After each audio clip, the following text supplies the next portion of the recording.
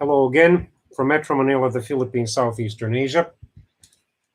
Here's my summary of Anne-Marie Hochhalter's letter to Sue Klebold. Anne-Marie Hochhalter was one of the students wounded in the Columbine High School massacre 20 years ago. She survived, but sadly was paralyzed from the waist down, which means that barring a divine miracle, she will unfortunately spend the rest of her life confined to a wheelchair.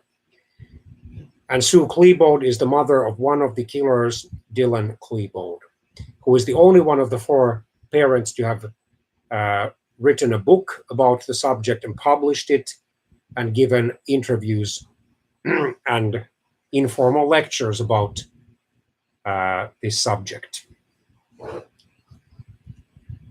The main source for this video is thenedverchannel.com. No copyright infringement intended, and this article was published on February the 12th, 2016.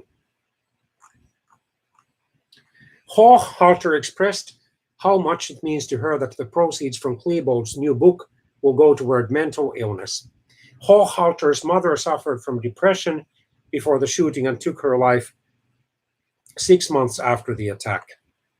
I think it's appropriate that the program that you are appearing on is named 2020.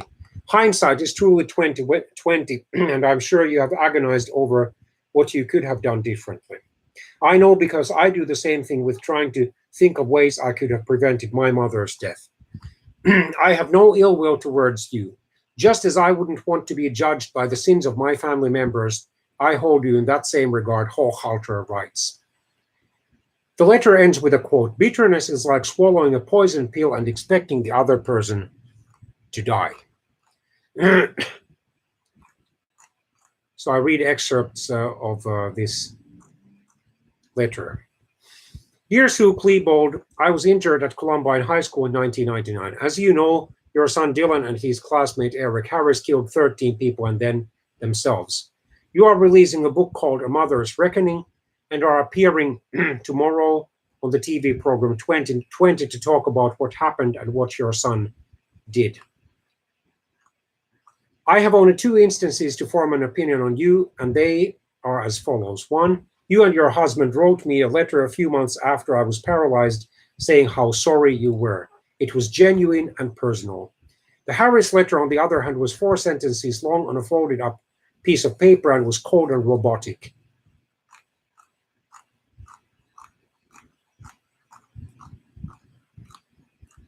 2, I was contacted by ABC to comment for the 2020 special, and they told me that any proceeds from your book will go to helping those with mental illness.